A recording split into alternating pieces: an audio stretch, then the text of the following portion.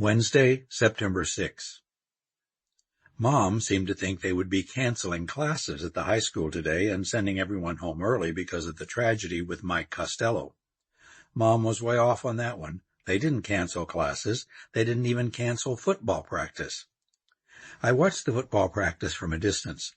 I stood in a goal on the soccer field, looking through the back side of the football stadium bleachers. Different pockets of players were doing different drills. It all looked very violent today. Over here they were shouting and hitting a tackling dummy. Over there they were hurling their bodies at a blocking sled, trying to drive it backward. In the middle of all this knocking down and getting knocked down and getting back up again, I could see Eric standing at the 50-yard line, untouched by it all. Calmly, deliberately, he drilled his field goals between the upright posts and the end zone. But Mike Costello was not there to spin the laces away from the kicker and set the ball down. Mike Costello was on a slab at the Undertaker's. No, there was another backside in the distance today, Arthur Bowers. Naturally, Joey Costello was not at soccer practice or at school. I expected to hear something about Mike over the loudspeaker, but the only announcement they read was about reduced tickets to a carnival that's coming to Tangerine. No pray for Mike Costello or pray for Joey Costello.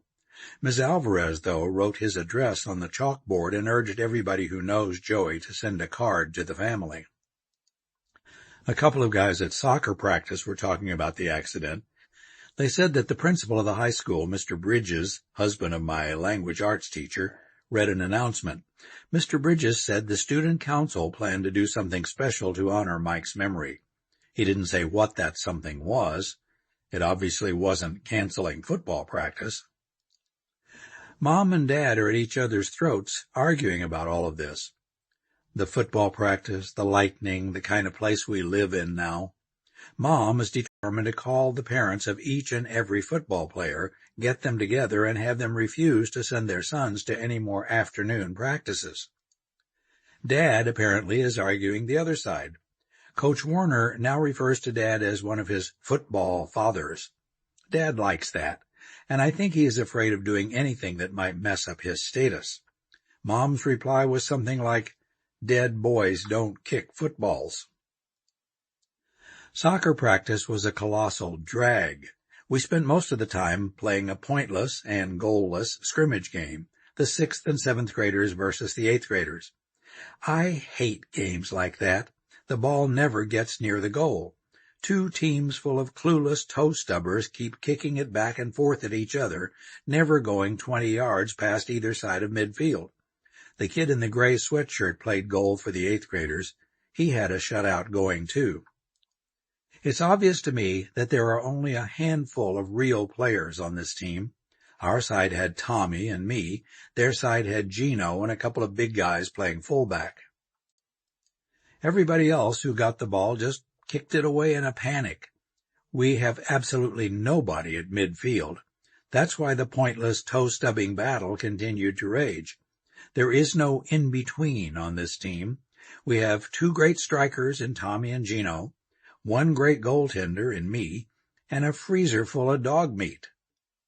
Maybe when Tommy and Gino get together on the front line, they can feed off each other. I sure hope so. While I was standing there in the goal waiting for something to happen, my mind started to wander. I started thinking about Joey and what he must be going through. I wondered what I would be like in Joey's place. What if my brother had landed on the goal line with the left side of his hair singed off? What if Eric was the body at the Undertaker's now? How would I feel about that?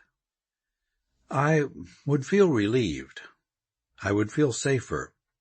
But I would feel sorry, too. Eric is a part of that eclipse story. I know he is. Eric is a part of whatever it is that I need to remember.